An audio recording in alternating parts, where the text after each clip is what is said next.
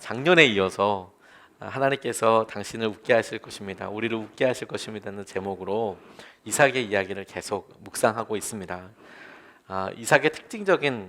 이삭의 삶을 특징적으로 딱 한 단어로 이야기한다면 순종이라고 싶습니다. 그가 아브라함처럼 여러 사건과 어려움들이 그렇게 많지는 않았습니다. 오히려 아브라함의 입장에서 이삭이 당했던 여러 일들을 설명하기도 하는데, 그가 하나님께서 자기에게 하셨던 명령대로 자기가 온전히 따랐던 행동으로 가장 유명하고 또 유일하기도 한 일이 오늘 우리가 읽었던 이 본문 말씀입니다. 지난 수업부터 우리가 같이 함께 읽고 있는데, 하나님께서 그의 삶을 축복하실 수밖에 없는 방법과 비결이 여기 있다고 저는 생각하게 되었습니다.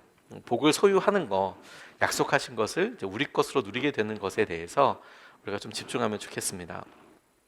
셜록 홈즈와 그의 조력자 왓슨 박사가 숲에서 야영을 하고 있었답니다.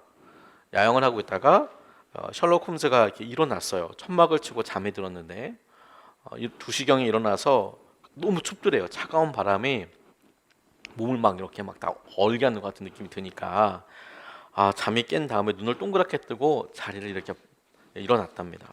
그리고 옆에 있는 왓슨을 깨우면서 어서 눈을 좀 떠보라고, 그리고 밤하늘을 좀 보라고. 그랬더니 왓슨이 기지개를 켜면서 부스스하게 일어나서 대꾸를 했대요. 뭐 이 새벽에 뭘 보라는 거야, 이렇게 얘기하니까 왓슨, 그러지 말고 어서 대답해 보게. 뭐가 보이나? 그러니까 이 왓슨 박사가 셀 수 없이 많은 별들이 보이지. 그랬더니 좋아, 그걸 보고 느끼는 게 없나? 다시 홈즈가 물어봤대요. 그러니까 이 왓슨 박사가 우주와 인간에 관한 몇 가지 물음을 떠올려 볼 수 있지. 그러면서 이제 막 여러 이야기들을 했답니다.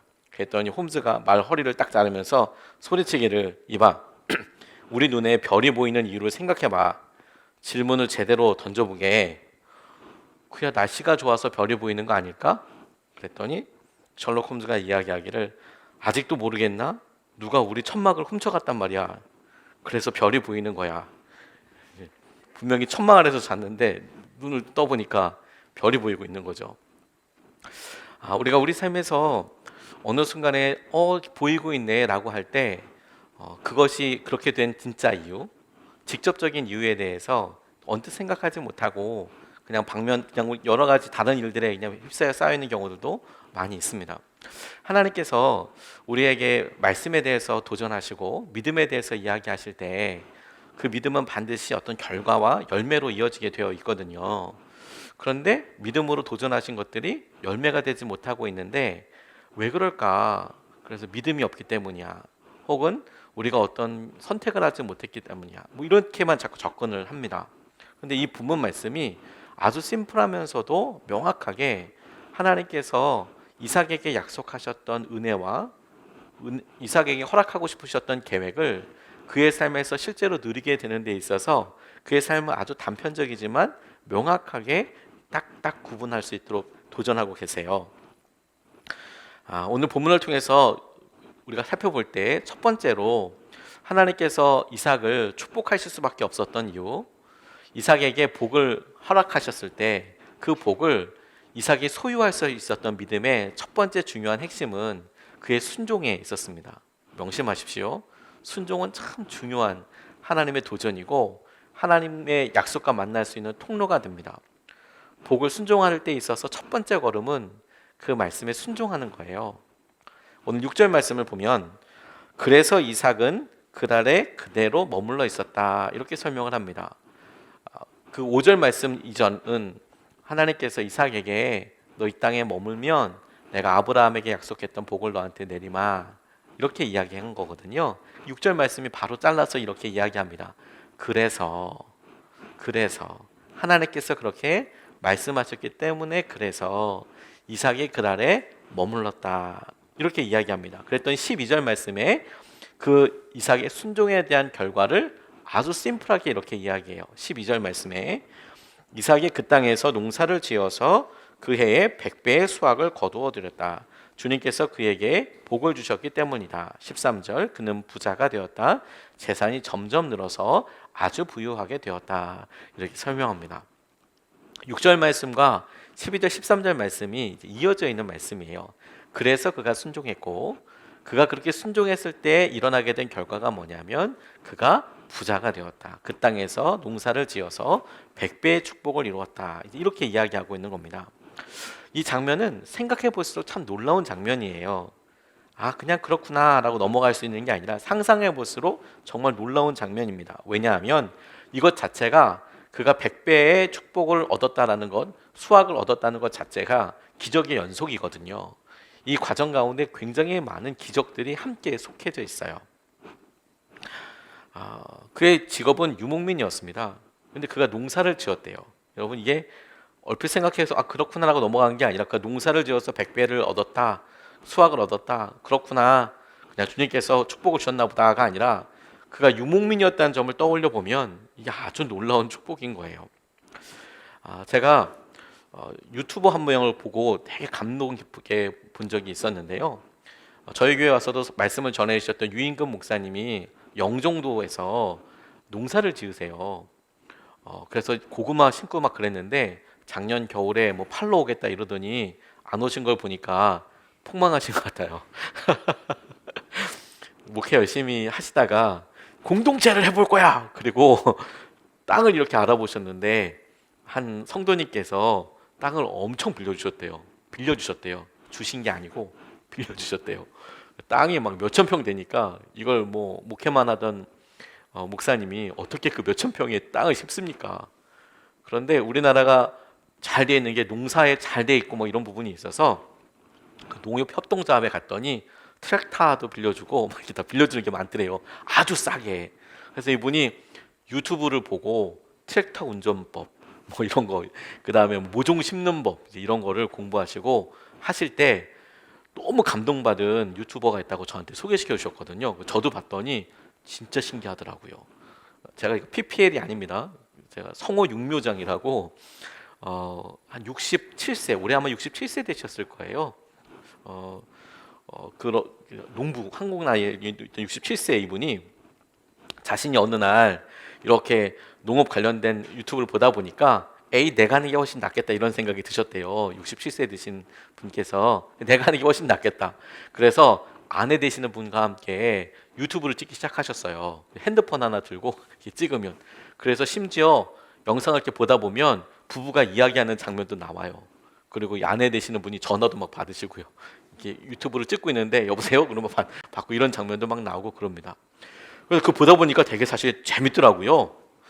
고추 모종 고르는 법, 네, 모종 잘 심는 법, 3월에 4월에 뭘 파종했을 때 뭐 밭을 관리하는 법, 뭐 이런 거, 시금치 심는 법 이런 거에 대해서 뭐 그게 다른 방법이 있을까 싶지만 엄청난 노하우가 나오더라고요. 뭐는 어떻게 해야 되고 물을 어떻게 해야 되고 밭을 어떻게 관리해서 날씨가 어떤 즈음에 그걸 해야 된다고 막 이렇게 막 얘기하는데 이분은 진짜 한 50년 정도 농사를 지으셨대요. 그러니까 이렇게 주저앉으셔서 그냥 계속 말을 하시는데 대단한 정말 이유가 그렇구나. 그렇게 해야 되는 거구나. 그런 뜻이 있었구나. 이게 막 나오는 거예요. 내공이 장난이 아니더라고요. 그래서 구독자가 33만 8천 명이에요. 이게 우리가 잘 놀라지 않지만 단순 비교해 보면 우리가 잘 알고 있는 선한목자교회에 비해서 거의 2배가 넘는 거예요. 한 사람이 이렇게 유튜브를 하는데. 그래서 최고로 많이 본 영상 하나를 제가 찾아봤더니 659만 회 두더지 영상이 있더라고요. 이분이 올린 것 중에서 영상 하나가 뭐 BTS도 아니고 뭐 659만 회를 이렇게 막 이렇게 사람들이 봤더라고요. 저는 659회 본 것도 없는데 그렇게 엄청나게 많이 보셨더라고요. 농사가 그냥 쉽게 되는 게 아니더라고요. 그렇게 하는 데는 이유가 있고 그리고 그렇게 하는 것에 노하우들이 있어요. 반복적으로 계속 여러 번 심어보고 거두어 봤더니 그렇게 되는 이유들이 있고 우리 부모님들이 했던 일들, 그 부모님의 부모님들이 했던 일들을 자연스럽게 물려받아서 그 이유와 뜻이 다 있더라고요. 제가 고사리 교회 가서도 몇 번 확인했습니다. 농사를 그냥 짓는 것들이 아니더라고요. 그냥 귀농해야지. 그리고 오셨다가 폭망하는 분들이 많이 계세요. 그냥 밭에다가 고구마 뿌려놓으면 자랄 거라고 생각하는데 전혀 그렇지 않습니다. 아이디어도 많이 들어가고 손도 많이 들어가고 지혜가 많이 필요합니다. 왜 이렇게 길게 설명을 드렸냐면 이삭이 유목민이었다니까요. 유목민이라는 것은 뭐냐면 그가 양이나 염소 뭐 이런 걸 키우던 사람이었던 거예요. 한 장소에 오래 있지 않고 다른 장소로 이동하고, 그리고 또 거기에 풀이 다 떨어지면 다른 장소로 이동하면서 자기의 재산을 불려왔던 사람이라는 겁니다. 그런데 그가 농사를 지었대요. 그러니까 한 번도 해보지 않았던 농사를 그가 지었는데 100배의 수확을 얻었다는 것은 사실상 말이 안 되는 거예요. 두 번째, 그가 가뭄으로 인하여서 흉년이 들어서 지금 그랄로 내려 그 근처를 이렇게 배회하고 있었던 거거든요. 근데 하나님께서 거기에 머물라라는 이야기로 이제 머물게 된 일입니다. 그러니까 그랄 땅에도 흉년이 임했고 그곳에서 농사 지내던 사람들이 흉년 때문에 다 떠났어요. 혹은 다 망하고 있어요. 그러니까 가만 보니까 이삭은 그 땅에 대해서 농사로서 그 땅을 경험해 보거나 그런 적이 없어요. 그런데 자기가 첫 번째로 농사를 지어서 농사를 한 번도 지어본 적이 없었던 이삭이 그곳에서 흉년의 때에 100배의 축복을 얻었다라는 것은 이건 정말 하나님께서 하셨다라고밖에 설명할 수 없는 거죠. 다른 이유가 있을 수가 없는 것입니다. 뭐 다른 게 어떤 뭐 운이 좋았다 이걸 설명하는 게 아니라 그가 유목민이었는데 거기에 머물러서 그가 농사를 지어서 100배의 수확을 얻었다라는 것은 이 모든 일을 하나님께서 주관하셨다라는 것을 이야기하는 것입니다. 그러면 왜? 라고 물어야겠죠. 왜 하나님께서 이런 상황과 이런 일에 이삭을 이렇게까지 축복해 주셨는가? 그걸 딱 한 줄에 적어 놓은 거예요. 그가 그 땅에 머물렀기 때문에, 그가 순종했기 때문에. 하나님께서 당신께서 우리에게 주신 명령과 우리에게 허락하신 약속에 대해서 끝까지 책임지시는 분이십니다. 그러니 주님께서 우리에게 하신 명령과 우리에게 하시는 여러 이야기 앞에서 우리가 그 말씀에 따르고 순종하는 것은 하나님께서 우리에게 주신 명령과 축복을 주님께서 우리에게 주신 그대로 우리가 소유하는 방향이고 방법이고 모든 것이 되는 거예요. 그렇게 이 말씀을 보면 두 번째도 우리가 같이 묵상하고 붙잡을 수 있게 되는데요. 이 말씀이 6절에서 12절 말씀으로 바로 이어지면 깔끔한데 이 7절서부터 11절까지 말씀에 쭉 읽으면 왜 갑자기 이 말씀이 툭 들어갔지 싶은 대목을 우리가 함께 읽었습니다. 7절과 9절 말씀만 보면 이렇습니다. 그곳 사람들이 이삭의 아내를 보고서 그에게 물었다. 그 여인이 누구요? 이삭이 대답하였다. 그는 나의 누이요. 이삭은 그는 나의 아내요 하고 말하기가 무서웠다. 이삭은 리브가가 예쁜 여자이므로 그곳 사람들이 리브가를 빼앗으려고 자기를 죽일지도 모른다고 생각하였기 때문이다. 9절. 아비멜렉은 이삭을 불러들여서 나무랐다. 그는 틀림없이 당신의 아내인데 어쩌려고 당신은 그를 누이라고 말하였소. 이삭이 대답하였다. 그 여자 때문에 제가 혹시 목숨을 잃을지도 모른다고 생각하였기 때문입니다. 그러면서 설명하고 있습니다. 이삭이 보였던 행동을 우리가 어디서 많이 봤죠? 아브라함이 두 번이나 보였던 행동입니다. 한 번은 이집트에서, 한 번은 그랄에서 이와 똑같은 행동을 보였습니다. 각각 자기의 아내 사라를 자기의 누이라고 이야기했던 장면을 우리가 떠올릴 수 있습니다. 근데 이삭에게도 똑같이 그와 같은 일이 있었습니다. 당시의 문화를 생각해 보면 당시만 해도 치안이나 법규가 완전했던 것이 아니기 때문에 보았을 때 너무 좋다, 좋아 보이는 것을 내가 보았고, 그리고 내게 힘이 있으면 그럼 그걸 그냥 소유했어요. 힘으로 빼앗았다는 이야기죠. 그것을 그렇게 이상하게 생각하지 않았던 시대였습니다. 내가 힘이 있는데 내가 보기에 좋은 것을 내가 봤어요. 내 소견에 오른 대로, 자신의 소견에 오른 대로 하던 때입니다. 그러니까 이삭의 입장에서 아름다운 아내를 나의 누이요 라고 이야기했던 것을 왜 그러냐라고만 이야기하기는 어렵다고 싶어요. 근데 그럼에도 불구하고 두둔하고 싶은 생각은 없습니다. 아브라함의 행동을 잘했다고는 이야기할 수 없겠죠. 그리고 이삭의 편을 들어주고 싶은 생각도 없습니다. 다만 하나님의 뜻대로 순종하는 사람 이삭에게도 연약함이 있다는 것이 마음 아프면서도 저한테 위로가 됐어요. 이삭에게 하나님께서 말씀하셔서 그가 지금 순종하고 있잖아요. 내가 이 땅에 머물러 있어요. 그러면 온전한 순종이 있고 그래서 하나님께서 축복해 주셨다 이렇게만 생각할 수 있지만 그 가운데 이런 연약한 모습, 그의 아버지 때도 보였던 이런 모습을 이삭도 그대로 보이는 것을 통해서 이삭도 똑같이 어렵네, 연약하네, 그런 모습이 제게는 묵상하면서 이렇게 연약해도 순종하는 삶을 살아도 그의 삶에 연약한 부분도 있었구나, 다른 사람이 이렇게 보았을 때 그의 믿음이 온전치 못했구나라고 판단할 수 있는 부분들도 있었구나, 그게 안타까우면서 저한테는 오히려 더 살갑게 좀 다가왔어요. 인간적으로 너무 완벽하고 그러면 나랑은 좀 너무 거리가 먼 사람이구나 생각할 수 있을 텐데 이삭한테는 그런 연약함이 그대로 있더라고요. 근데 그러면서 묵상하면서 아브라함과의 결정적인 차이 하나를 떠올려 보게 됐습니다.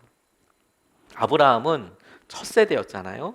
하나님께서 그에게 일방적으로 말씀하시고 아브라함이 그 말씀에 온전히 따라다녔습니다. 그러다 보니까 하나님께서 거의 아브라함의 일방적인 편이 되어 주셨어요. 지켜주시고 보호해주시고 이끌어주시고 그렇게 이야기하셨습니다. 그래서 어떤 일이 일어나는지도 모르는데 하나님께서는 아브라함을 지켜주셨어요. 그의 꿈에 찾아가셔서 아브라함을 손대지 말라고 이야기하기도 하시고 막 벌을 내리기도 하시고 하나님이 거의 주권적으로 그렇게 일하십니다. 근데 이삭은 조금 다릅니다. 이삭은 아브라함을 봤잖아요. 그리고 이삭에게 왔을 때도 하나님께서 말씀하시기를 너의 아버지 아브라함을 생각해서 너에게 복을 내리겠다 이렇게 이야기하신 것을 지난주에 보았잖아요. 그래서 여기에 결정적인 차이가 있더라고요. 그게 뭐냐면 아브라함이 자신이 애굽까지 내려간 것, 그리고 그 아래 있었던 것, 내려갔던 것, 이건 자기가 결정해서 간 거예요. 흉년이 들어서 이집트까지 내려갔고 애굽까지 내려갔고 그렇게 유리하고 그렇게 유람 생활을 하다 보니까 그날까지 간 거였습니다. 아브라함은. 근데 이삭은 지금 하나님 말씀을 분명히 들었고 남아있으라는 명령에 순종하고 있는 거예요. 이게 아브라함과 이삭의 차이예요. 똑같이 연약한데요. 그런데 이삭에게 있어서는 지금 머물러 있는 이것의 이유가 뭐냐? 그가 하나님 말씀에 순종하려고 하기 때문에 이렇게 대답할 수 있는 것이죠. 아브라함의 고백을 하나님이 진정으로 기뻐하셨어요. 그가 보였던 믿음의 행동들을 진정으로 기뻐하셨습니다. 그래서 그가 연약할 때도 지켜주셨어요. 그런데 여러분, 하나님께서 이삭의 순종도 기뻐하셨어요. 그의 연약한 순종도. 그래서 그가 연약할 때도 지켜주셨어요. 아브라함과 단순히 비교해서 본토 친척 아비집을 떠날 만큼의 결단력, 그가 롯이 누군가에게 잡혀갔을 때 싸워서라도 뺏어와야겠다, 되찾아와야겠다라는 그런 과감한 어떤 생각, 용기 있는 행동들, 그런 일들이 이삭의 모습과 삶에서 보이지 않는다. 그렇죠, 보이지는 않죠. 하지만 하나님의 관점에서 가만히 보니 하나님께서 아브라함에게 기뻐하셨던 그 믿음만큼이나 하나님께서 이삭에 보이고 있는 이 연약한 순종을 똑같이 기뻐하고 계신다라는 거예요. 똑같이 사랑하고 계신다는 거예요. 연약한 순종이 어떤 때는 확실한 고백보다 나을 때도 있습니다. 연약해 보이는 순종이 아주 확고해 보이는 믿음의 고백보다 나을 때도 있어요. 우리가 자주 그런 부분들을 잊어버립니다.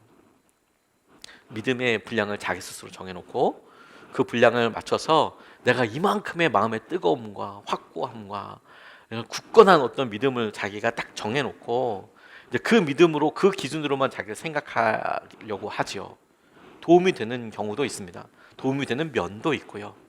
그런데 아브라함과 이삭을 단순히 비교해 보니 이삭의 삶에 있어서 그의 순종을 이게 온전한 그런 확실한 믿음이야? 그렇게 보이지 않아 보이는 그런 단순한 순종에도 하나님은 그를 기뻐하시고 그를 외면하지 않으시고 그에게 똑같이 축복하고 계신다라는 거예요. 얼마나 커다란 믿음이냐도 중요하지만 우리가 주님께서 주신 말씀에 연약하지만 순종하고 있느냐. 연약한 순종이 확실한 고백보다 나을 때가 많아요. 박신일 목사님이 캐나다 은혜 한인교회 이렇게 섬기고 계시는데요. 이분이 중국에 선교 때문에 많이 다니셨답니다. 중국에는 뭐 가보신 분들은 알겠지만 비자를 받아야 하거든요. 단체 비자도 있고 개인 비자도 있고.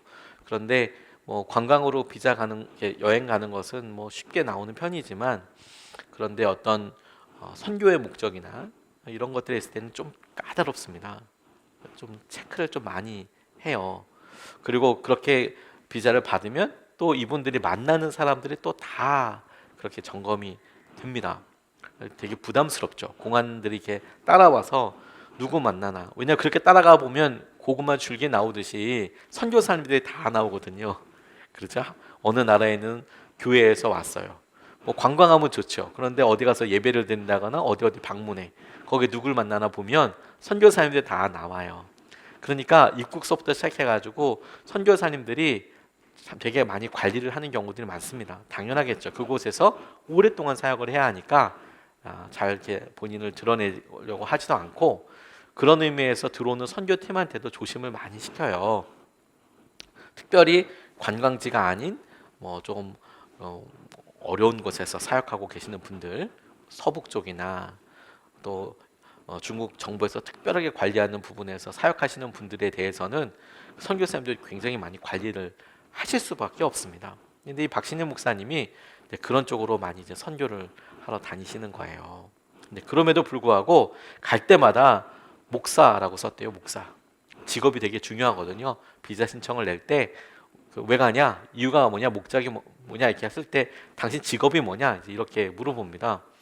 그런데 그때마다 목사라고 패스터라고 썼대요. 그러면 꼭 물어본답니다. 왜 가냐고. 그러면 항상 똑같이 대답했대요. I love China. 난 차이나가 좋아요. 이렇게 설명하면 두말할 수 없이 그냥 두말하자고 그냥 찍어준대요. 뭐 I love China라는데 뭐 그리고 이제 그냥 딱 찍어주는데 그렇게 하는 이유가 뭐냐면 최소한의 경고죠. 중국 입장에서는 우리가 당신을 주목하고 있다. 응? 조심해라. 이런 의미로 이제 계속 이야기를 하는데 한 번은 100명이 단체 비자를 받으려고 했대요. 그러니까 이제 뭐 여행사를 껴서 하다 보니까 중국에 이렇게 갈 때 한꺼번에 이렇게 단체 비자를 가져가자. 그런데 100명 단체 비자를 이렇게 받으려고 하는데 그때도 그 여행 대행사의 이 목사님이 나의 직업은 목사라고 써라. 그동안 해왔으니까 목사라고 써라. 이렇게 이야기했는데 여행사에서 도와준다고. 뭐냐면 목사라고 하면 거의 잘 안 나오거든요. 사업가라고 이제 쓴 거예요. 사업가. 근데 이제 99명은 통과가 됐는데 이 박신일 목사님은 따로 와서 면접하라고 그렇게 인터뷰하라고 연락이 왔대요. 당신은 계속 사업가라고 썼는데 목사라고 써왔는데 왜 갑자기 사업가냐? 이것 때문에 오라고 하는 거죠. 여행사에서도 사실 되게 미안하다고 이야기하면서 그래도 지금 팀도 있고 여행사 신용도 있으니까 가서 목사님 실수를 좀 해달라고 요청을 하더라는 거예요. 참, 그러니까 목사님이 좀 난감하죠. 그런데 뭐 내 실수라고 이야기하기에도 참 되게 애매하더래요. 그럼 설명을 해야 되잖아요. 이 여행을 가는 목적이 뭐냐, 뭐 왜 100명이나 가냐, 그러니까 뭐 예배를 드리러 가는 거라고 얘기할 수는 없지 않습니까? 혹은 이제 뭐 선교 여행이다, 뭐 이렇게 할 수도 없는 상황이니까 막 마음이 너무너무 복잡하더라는 거예요. 이걸 뭐 어떻게 설명을 해야 되나? 제대로 똑같이 얘기하면 함부로 얘기하면 힘들어질 텐데. 그래서 영사관까지 이제 캐나다에서 오고 갔는데 2시간 걸렸대요. 40분씩 쫙 가는데 가면서 여러 변명거리를 생각했답니다. 혼자서 어떻게 말할까. 근데 자기가 그렇게 똑똑해지는지 몰랐대요. 변명을 하려고 보니까 얼마나 막 이렇게 이유를 대야지, 이렇게 얘기해야지, 막 이제 이렇게 한 10가지도 넘는 것들이 이제 생각이 나더래요. 이렇게 이유를 대서 요걸 잘 무마하면 좋겠다. 막 이렇게 이야기를 하더래요. 엘리베이터 앞에 딱 섰는 데는 거의 20가지 변명이 생각나더래요. 이렇게 얘기하면 되겠다. 그런데 마음에 이상하게 평안이 없더라는 거예요. 자기가 중국에 가려고 하는 이유도, 그리고 중국 사람들 만나고 하려 하는 이유도 이런 건 아니잖아요. 그래서 기도하는데 주님이 딱 한 문장을 알려주셨대요. 근데 딱 그걸 딱 듣고 나니까 마음에 너무 평안하더래요.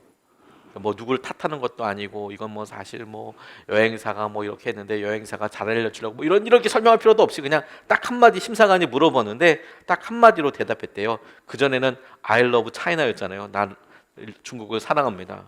그런데 왜 심사관이 그렇게 했냐, 이거 뭐냐 라고 물어보는데 딱 한마디, I am sorry, 잘못했습니다. 그랬더니 알겠다고 그러고 그냥 바로 찍어주더래요. 괜찮다고 그냥 막 찍어주더래요. 10가지 20가지 이유가 중요한 게 아니라 I am sorry, 그냥 잘못했습니다. 그러니까 그냥 바로 찍어주더래요. 마음속에 우리가 여러 마음속에 의심이 들고 걱정이 되는 것들이 참 많죠. 그래서 우리 스스로가 어떤 이유를 대고 어떻게 해야지 할 수 있을지 지혜를 구합니다. 단순하게 하나님께서 우리에게 하시는 말씀을 정직하게 그대로 순종하는 것이 훨씬 강할 때가 많아요. 하나님은 당신의 말대로 순종하려고 하는 사람의 연약함을 통하여 당신께서 얼마나 놀라운 분이신지를 드러내기 원하시거든요. 그게 주님의 계획이지 않습니까? 그분의 말씀을 따라가는 우리 앞에 우리의 연약함은 주님이 당신의 놀라운 은혜를 드러내시는 놀라운 통로가 오히려 될 수 있어요. 그러니 주님께서 믿음이 없을 때 작고 연약해 보이는 순종이라도 해보는 것이 너무 중요한 거예요. 아는 것만큼 따라가는 거, 그냥 그대로 순종해 나가는 거. 왜 확실히 고백이 안 되느냐? 그것 가지고 고민하지 말고 당장 보이는 일부터 순종해 보시면 하나님께서 우리에게 허락하시는 은혜와 복을 누릴 수 있습니다. 신년 들어서 여러분들은 어떤 계획들을 세우셨어요?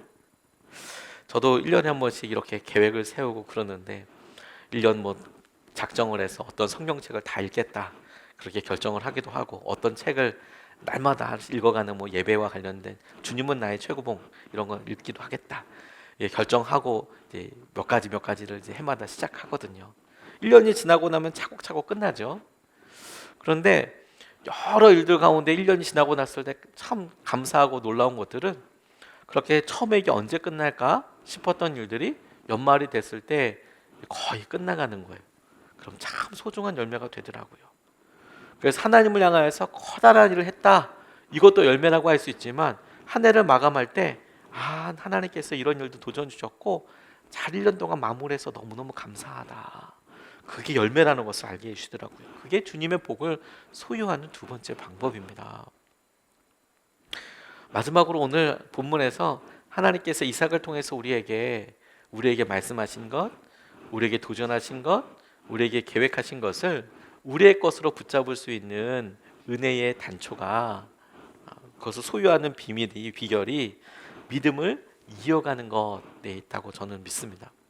믿음을 계승하는 것, 혹은 우리에게 도움을 주고 영향을 주었던 사람의 그 믿음을 우리의 것으로 그대로 소유하는 것, 그걸 믿음을 이어간다라는 표현으로 한번 해봤어요. 제가 말씀 가운데 참 좋아하는 구절인데요, 18절 말씀이에요. 18절 말씀. 성경 통독을 할 때마다 저는 이 부분이 너무너무 좋아요. 18절 말씀.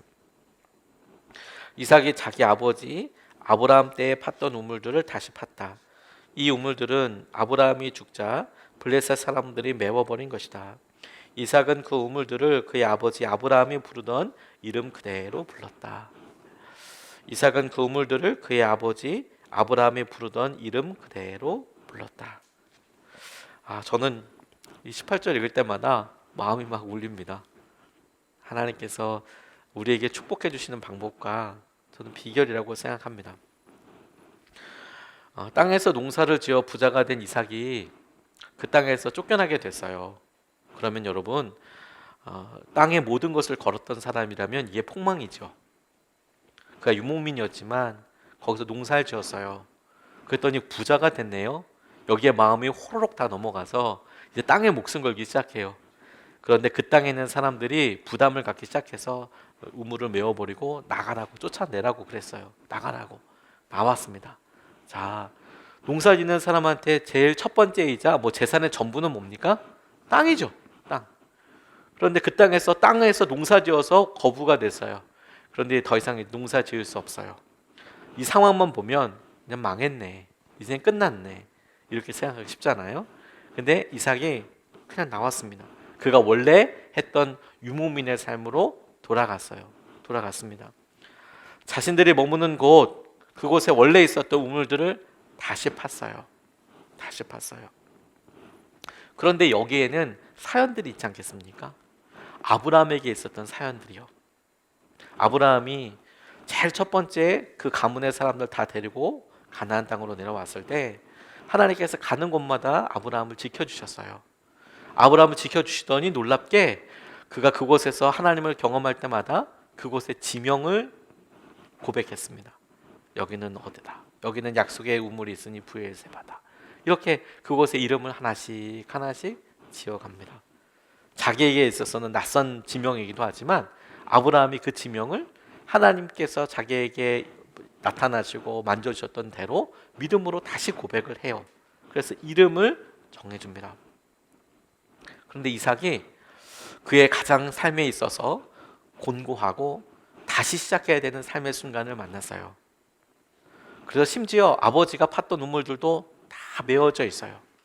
그런데 그가 자기의 있던 상황에 매몰되지 않고 내가 무엇을 해야 할까 그가 고민하던 때 첫 번째 스텝이 부모님이 뭘 했는지 팠던 눈물을 다시 파고, 그리고 그곳에 부모님이 아브라함이 불렀던 믿음의 고백대로 그곳의 이름을 똑같이 부르는 거예요. 그렇다라고.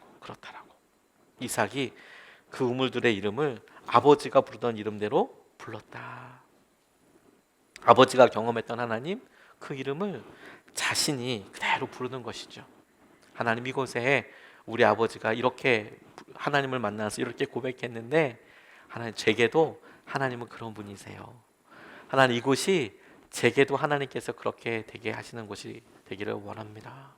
이삭의 삶에 있어서 이제 우물도 메워져서 다시 그곳에서 다시 삶을 시작해야 하고, 또 그곳에서 쫓겨나면 다시 쫓겨나야 되지만, 아브라함에게 있어서는 그런 삶이 하나님께서 하시는 연속이었지만 이삭에게 있어서는 나름 첫 번째 그런 삶을 살아가게 되거든요.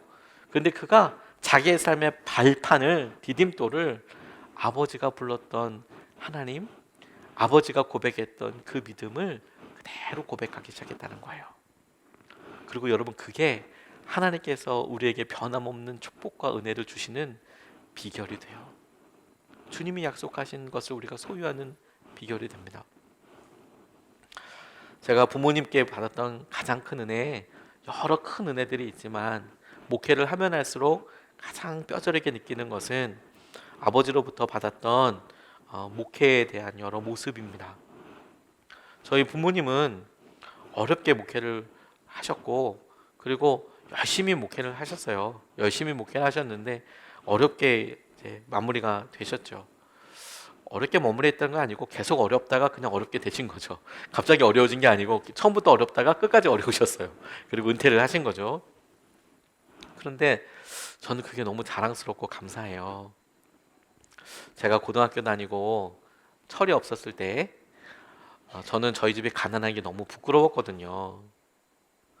저는 저희 집이 다른 가정과 다른 것이 너무너무 힘들었어요. 제가 목사님 아들이라는 이야기를 주위에 있는 사람들한테 들을 때마다 사람들이 항상 이런 식으로 표현했어요. 목사집 아들이라고. 뭐 교회 아들, 뭐 목사님 아들도 아니고 목사집 아들, 이렇게 저를 부르더라고요. 저는 그게 참 되게 부끄러웠습니다. 어디 가서 제가 목회자 자녀라고 이야기하는, 밝히는 거 너무너무 싫어했고, 그게 드러나는 것도 너무너무 꺼렸었어요. 그러다 보니까 자연스럽게 제가 크리스천이라는 것을 밝히는 것도 너무너무 사실 부담이 됐어요. 왜냐하면 뭐 교회 다닌다 그러면 뭐 부모님 누구냐, 뭐 부모님 교회 다니시냐, 뭐 하시냐, 집사님이냐, 뭐 이렇게 물어보다가 뭐 그렇게 밝혀지는 게 참 되게 어려웠거든요. 거기다가 뭐 이제 또 가난하고 이런 것들이 또 부모님과 또 연관되어 있고, 그러니까 그게 너무너무 힘들고 어려웠었습니다. 제가 어렸기 때문이에요. 그런데요, 지금은 그게 제일 감사하고 자랑스러워요. 저희 아버지가 도망가지 않고 평생 그렇게 그 자리를 지켜주신 게 너무너무 감사해요. 제게 세습할 만큼 어마어마한 교회를 물려주지 않으신 것도 너무너무 감사해요. 다 다시 시작했는데 다 다시 시작한 게 아니더라고요. 저희 아버지가 어렵고 힘드실 때 기도하셨거든요. 금식하면서. 저희 어머니가 도저히 해결할 수 없을 것 같은 여러 일들에 일천번제 하신다면서 드릴 건 없으니까, 재정을 드릴 수는 없으니까 그렇게 아침마다 3년씩 그렇게 아침에 금식하고 그러셨어요. 그렇게 몇 번을 금식하고 그러셨죠. 그러니까 이제 평생 이제 위장병이 이제 있으시긴 한데, 하나님께서 그렇게 어렵고 힘든데 어떻게 믿음 생활 해야 하는지를 저희 부모님을 통해서 제게 이렇게 보여주셨어요. 가난함은 불편함이지 벌도 아니고 죄도 아니잖아요. 돈은, 재정은 있으면 참 편리하고 그게 은사일 수 있겠더라고요. 할 수 있는 일이 있어서 섬길 수 있는 일도 참 많아요. 저는 재정은 뭐 있어야 된다 없어야 된다 이렇게 생각할 게 아니라 은사랑 비슷한 부분이 참 많다고 싶어요. 그런데 거기에 그렇게 막 하나님께서 제게 얼마든지 떳떳하고 행복하게 살 수 있다는 것도 알게 해주셨어요. 그리고 돈이 없어도 생각보다 걱정하지 않아도 된다는 것도 알게 해주셨어요. 저희 집은 평생 가난했지만 저는 지금 이렇게 살고 있잖아요. 뭐 저도 앞으로 아주 뭐 엄청 부유하게 될 가능성은 별로 없어 보이지만 그래도 저희 딸들이 잘 될 거라고 생각해요. 그런데 여러분, 제가 유산이라고 생각하는 것은 어느 순간에 제게 어렸을 때는 아버지가 저렇게 매어 달리고 밤새도록 말씀 묵상하시고 성도들이 있건 없건 간에 저희 아버지는 이렇게 궤도라는 걸 만들어서 새벽마다 설교하셨거든요. 그거 궤도를 쓰는 데만 한 서너 시간 걸려요. 근데 그걸 새벽 예배 때 설교를 하셨단 말이에요. 그거 누가 알아주나요? 뭐 성도님들이 뭐 한 수백 명씩 오는 것도 아니고 새벽 예배 조그마한 개척교회에서 뭐 몇 명 오겠습니까? 사람이 오든 말든 그걸 밤새도록 그렇게 하셨어요. 제가 보기엔 이해가 안 갔거든요. 근데 어느 순간에 제게 이렇게 보니까 그게 목회자의 믿음으로 보이더라고요. 어머니가 힘들어하고 어려워하시는 상황에 기도하고 금식하였던 모습이 그때 당시에는 너무 맹목적인 거 아니야? 그 맹신 아니야? 이렇게 생각했던 것들이 이제는 그게 믿음으로 보이더라고요. 그게 사랑으로 여겨지더라고요. 아, 그게 주님을 향한 온전함이구나. 이렇게 여겨지더라고요. 이제는 그렇게 저도 불려지게 되더라고요. 근데 놀라운 것은 뭐냐면 제가 그렇게 고백하게 될 수 있게 되고 하나님께서 그런 삶의 여러 경험들을 통해서 이제 그것을 똑같이 보여주고 나니까 그게 얼마나 놀라운 축복인지도 알게 해주시더라고요. 부모님이 보여주셨던 그것을 그냥 내가 이해되지 않는다? 내 형편에서는 그만큼이다라고 생각했던 것과 그래, 그게 사랑이구나. 그리고 그게 믿음이구나. 그렇게 고백하고 나니 거기서부터 하나님께서 주신 은혜와 놀라운 축복이 폭포수와 같이 흘러 넘치는 거예요. 그게 주님께서 아브라함과 이삭을 통해서 우리에게 보여주시는 거라는 생각이 들었습니다. 박목월 시인이 다 아실 겁니다. 청록파로 우리나라에서 유명하신 분이죠. 장로님이세요. 근데 이분이 어렵고 가난한 시기를 살았지만 이분 아드님이 또 열심히 공부하셔서 국문학자가 되셨습니다. 어렸을 때 이야기를 이렇게 하시더라고요. 초등학교 6학년 때 6.25 전쟁이 났답니다. 이 박목월 시인의 첫째 장남 아들이 박동규 교수님이라 부르는데 이분도 이제 이미 은퇴를 하셨어요. 그런데 초등학교 6학년 때 6.25 전쟁이 일어났는데 아버지는 한강을 넘어 남쪽으로 가셨다는 거예요. 왜냐하면 그때 당시만 전쟁 나면 남자들은 다 징집해서 전쟁터로 몰아버리니까 이제 먼저 아버지가 남쪽으로 가셨고 이제 여동생은 5살, 남동생은 젖먹이 이 상태에서 이제 어머니와 함께 한강 이쪽에 남게 된 거예요, 서울에. 그래서 인민군 치하에 한 달 넘게 견디다 못해서 아버지를 찾아서 남쪽으로 가야겠다라고 이제 결단을 하고 내려갑니다.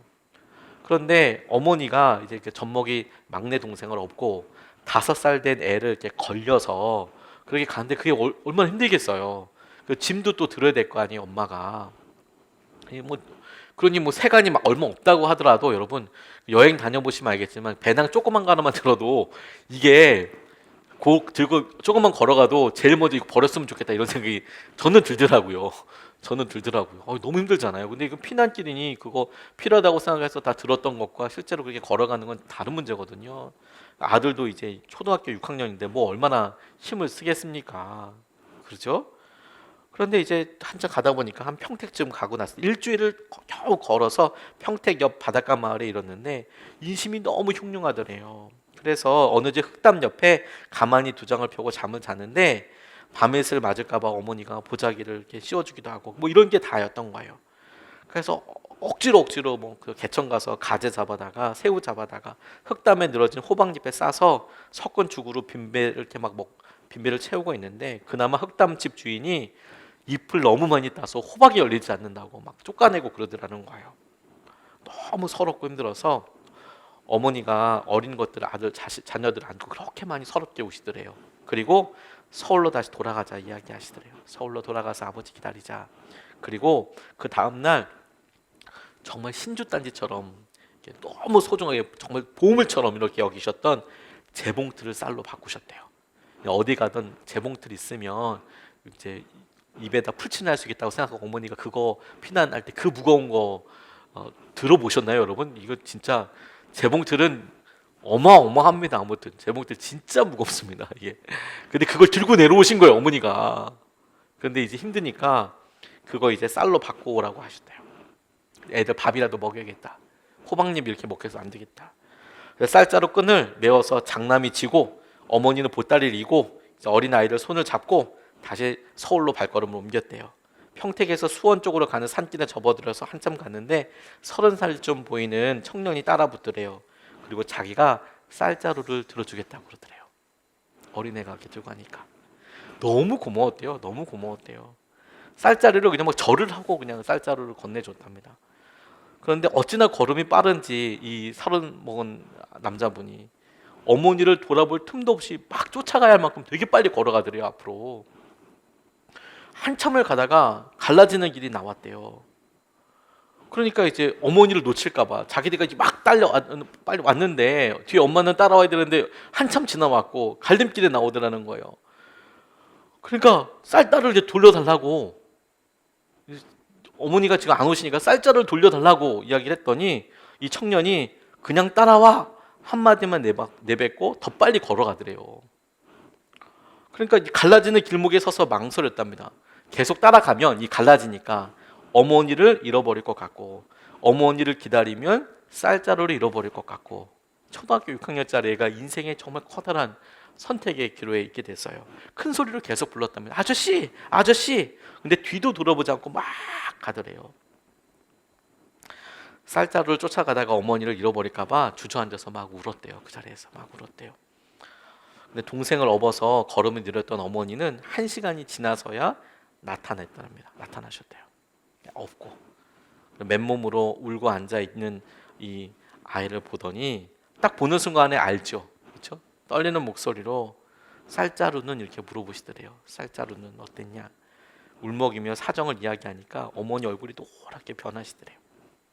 한참 말이 없던 어머니가 뭐라고 이야기하셨는지 아세요, 여러분? 이 박동규 아이에게, 자기 아들에게 한참 말이 없던 어머니가 머리에 이렇게 자기 머리를 이렇게 꼭 안으시더니 껴안고 울기 시작하더래요. 그리고 평생 잊어버릴 수 없는 말을 해주시더래요. 내 아들이 영리하고 똑똑해서 어미를 잃지 않은 거야. 참 다행이다, 고맙다, 이렇게 이야기하시더래요. 내 아들이 똑똑해서 엄마를 잃어버리지 않은 거야. 근데 그날 밤에 어머니가 새끼손가락만한 고구마 몇 개 들고 오셔서 이 박동규 아이의 입에 이렇게 넣어주더니 내 아들이 영리하고 똑똑해서 우리가 헤어지지 않았어. 그러면서 막 우시더래요.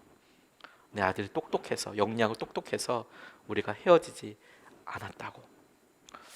죄책감에 빠져서 우는 아들을 똑똑한 아이로 치켜 세우면서 오히려 효자라고 그렇게 칭찬해 주시더래요. 근데 그날부터요, 이 아이의 소원은 진짜 영리하고 똑똑한 아들이 되는 거였대요. 진짜 영리하고 똑똑한 아들이 되는 거. 공부에 게을러질 때마다 그날 야단치지 않고 밤새 머리를 쓰다듬어 주시던 어머니 손길, 어머니의 체온을 떠올렸다는 거예요. 내 아들이 영리하고 똑똑해서 우리가 헤어지지 않았어. 전쟁 끝나고 아버지를 다시 만났을 때 자식을 버리지 않은 엄마가 되게 해줘서 고맙다. 내 아들이 똑똑해서 엄마를 살렸네. 이렇게 이야기해 주셨대요. 이 박동규 교수님이 자기에게 생겼던 여러 죄책감, 내가 실수했던 거, 내 삶의 여러 어려운 것들, 자기가 자기를 봤을 때 한심하지 않아요? 어린데 뭘 할 수 있었겠어요?